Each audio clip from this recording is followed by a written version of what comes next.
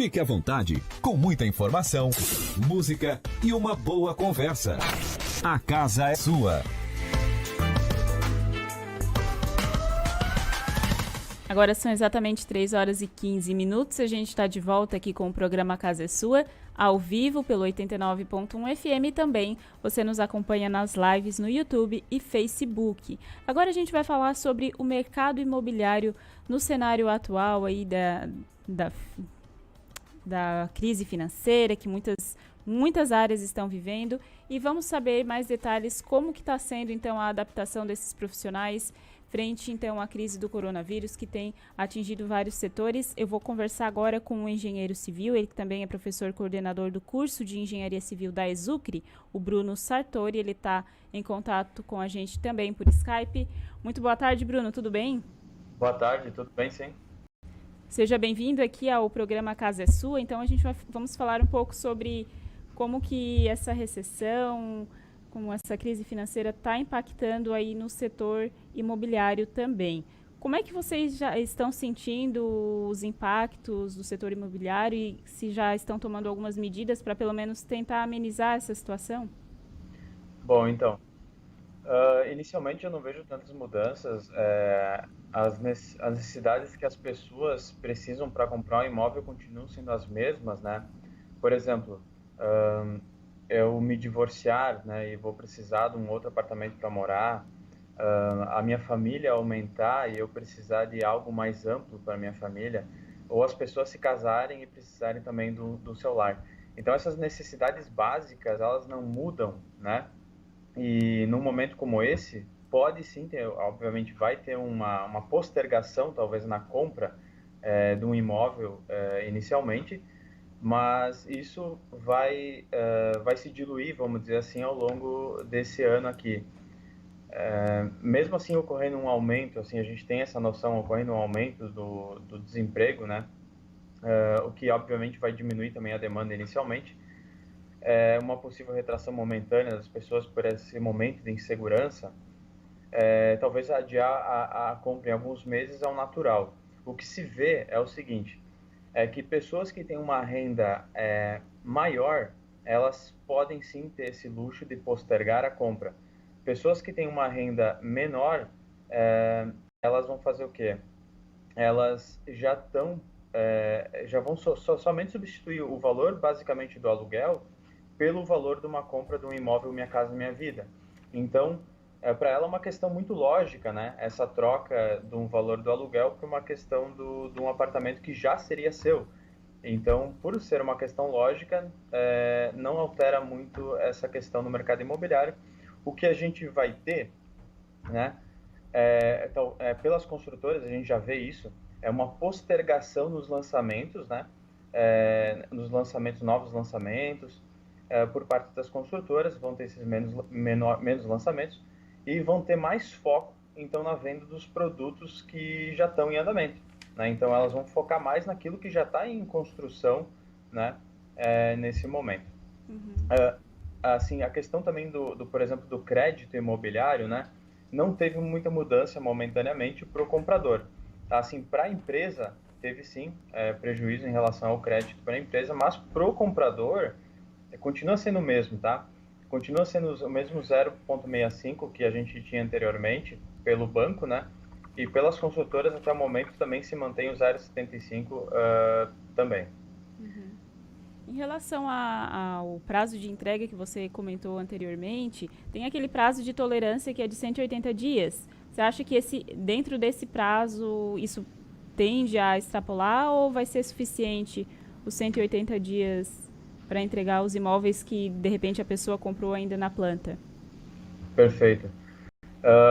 Eu acredito que não, tá? Conversando também, verificando algumas entrevistas também de construtores, o pessoal acredita que não terá muita alteração, ou nenhuma alteração praticamente, porque o que acontece? Como eu disse anteriormente, o foco não está mais agora no lançamento, a equipe inteira está voltada para focar naquilo que está em construção.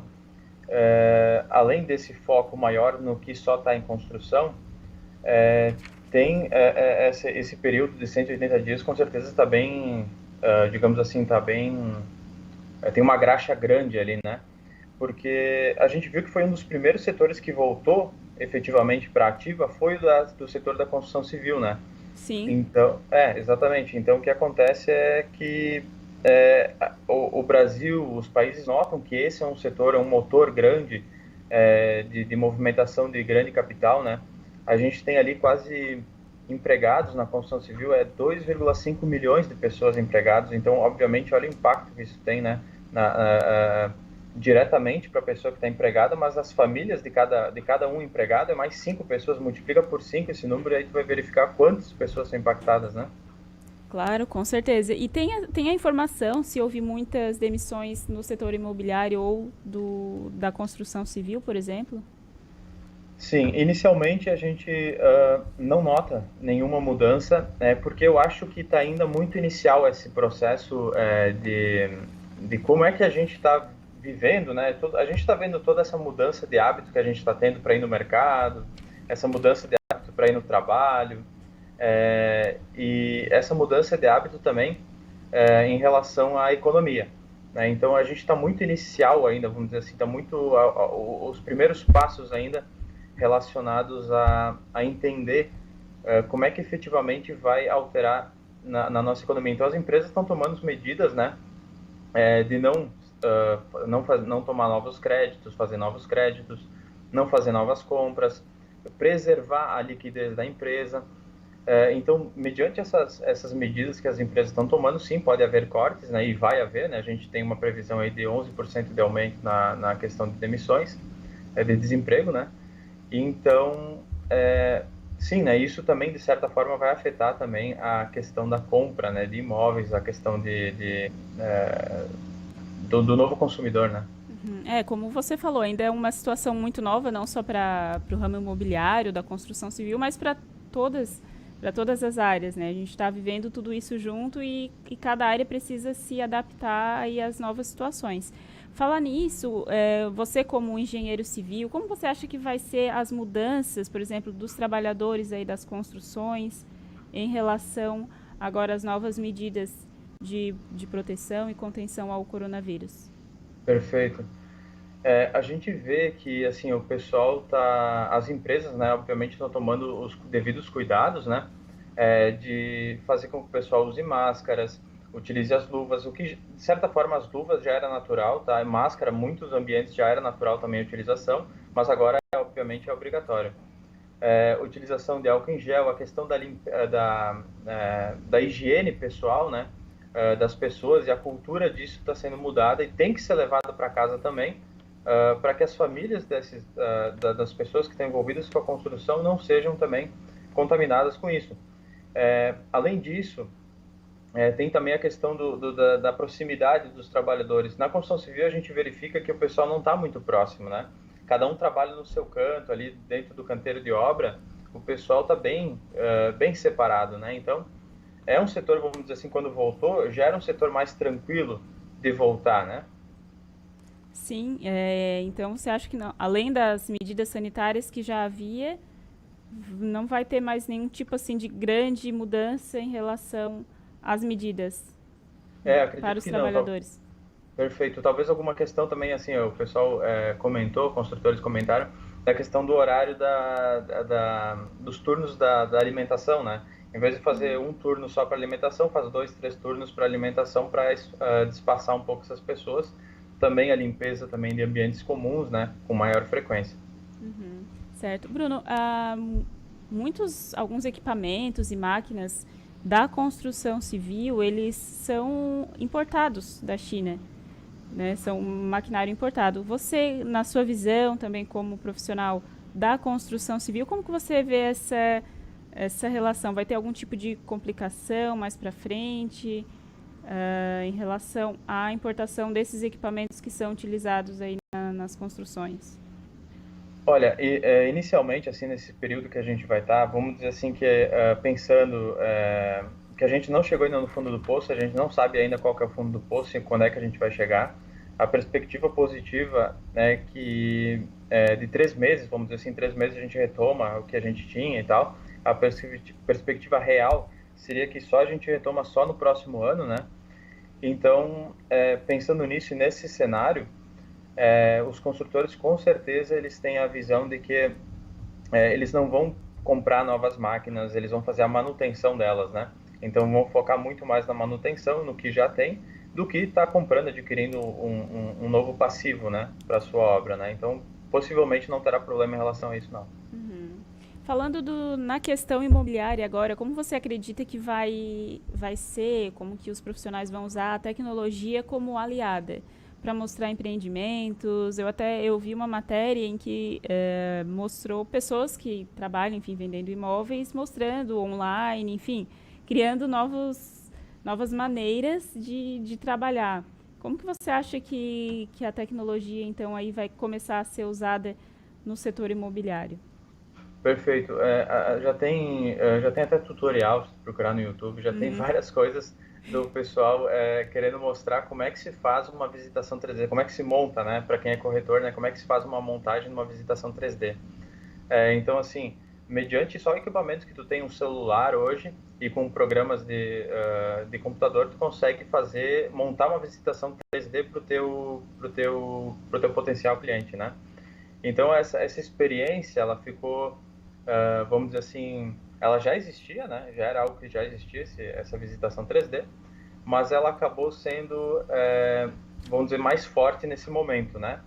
O que não muda, vamos dizer assim, né? O que não muda vai ser o hábito tradicional do comprador de visitar o imóvel, né? Afinal de contas, tu tá investindo 250, 700, 1,5 milhão, vai saber quanto é que tá investindo em imóvel e tu não vai visitar ele? Espera aí, né? Então aí, Sim. quando tu compra talvez um chiclete, alguma... Sim, é ah, porque é um imóvel, né? Não é qualquer coisa que a pessoa está comprando. Ela quer ir lá, quer ver o tamanho, quer botar a mão, exatamente. né? E agora tem que encontrar uma maneira de agradar o cliente de forma online. Exatamente. Assim, inicialmente tu pode até assim apaziguar alguma coisa, mostrar para ele como é que é a visitação online e tal, pá. Mas a gente verifica que no mercado, se eu não me engano, foi do ano 2017 foi feito 2 ou 3 só transações que foram totalmente online, tá? 2018 se manteve a mesma coisa, 2019 não teve muita mudança. 2020 talvez a gente vai ver alguma mudança nesse número de transições totalmente online, né? Do cara comprar totalmente online, mas não é uma tendência grande, não. Não é uma tendência de ser algo real para todo mundo, né? Normalmente essa pessoa que compra totalmente online é alguém que está de mudança. Tipo, eu tô saindo de São Paulo, indo para Santa Catarina, eu preciso entrar já no imóvel para morar. Então, para ele vai fazer sentido. Mas agora, para a pessoa que mora já em Criciúma, já mora aqui na região, ela vai querer visitar, é fato. Claro, com certeza. E é algo para o momento que a gente vive agora, né? Porque imóvel, construção, é mais complicado realmente fazer tudo de forma online. Você acredita, assim, que além dessa adaptação de quem trabalha no setor imobiliário, vai ter algum outro tipo de adaptação em relação ao trabalho, depois dessa crise do coronavírus, do período de isolamento? Então, a questão econômica, assim, que a gente vê para a questão imobiliária é que as taxas de juros já estavam em queda, né? E já estavam em queda constante. Lá o presidente já tinha comentado que ia reduzir ainda mais a questão de juros para crédito imobiliário. E agora o que a gente vê é que se estagnou, né? A gente parou com essa fala, né? De dizer assim, aqui, vamos continuar caindo, não. Agora pelo menos já caiu o que tinha que cair, a princípio é para se manter ou cair um pouquinho mais, porque a Selic também se mantém baixa. O que a gente vê é que as empresas estão tomando essas medidas, né? De não pegar crédito, preservando a liquidez, que eu já comentei. Também o impacto nas famílias, né? Nesse ano de 2020 em relação ao consumo. Então a gente vai notar essas mudanças com certeza. O que não vai ter cortes, por exemplo, no programa Minha Casa Minha Vida, né? Porque ele depende basicamente do fundo de garantia, né? Então esse é um grande pulmão que se tem para as empresas, né? Que, por exemplo, estavam trabalhando com o médio, o alto e o baixo padrão. Talvez nesse momento o que vai sair bastante, conforme eu comentei anteriormente, é o baixo padrão, porque o estilo Minha Casa Minha Vida, porque da onde que tu consegue tirar o grande montante do teu dinheiro, né, do fundo de garantia, né? E isso, se tu vai pegar a nível de Brasil, que a gente verifica, se movimentar isso, se mudar alguma coisa em relação a esse crédito do Minha Casa Minha Vida, pode afetar aí mais ou menos 400 mil unidades que são vendidas por ano. Então, é muita coisa, é muita família, né? Então, a ideia é se manter a mesma taxa de juros, né? Para que o incentivo de compra continue. Acho que essa é uma das questões de preservar o que a gente tem. Claro. Bruno, eu agradeço a tua participação aqui no programa A Casa é Sua, falando um pouquinho então sobre a área de construção civil e também no mercado imobiliário, nesse cenário que a gente vive agora por conta do coronavírus. Muito obrigada pela participação. Opa, muito obrigado também, tá? Eu te desejo então uma boa tarde e uma ótima semana. Valeu para ti também. Tchau, tchau. Tchau, tchau. Acabei de conversar então com o engenheiro civil e também coordenador do curso de Engenharia Civil da Exucre, o Bruno Sartori, falando então sobre o setor imobiliário e também da construção civil no cenário atual. Agora são exatamente 3 horas e 31 minutos. A gente vai fazer mais um intervalo rapidinho aqui no programa Casa é Sua e na volta vamos conhecer a profissão, falar sobre mercado de trabalho e também as possibilidades de atuação do engenheiro de produção. A gente volta já já. Fique à vontade, com muita informação, música e uma boa conversa. A casa é sua.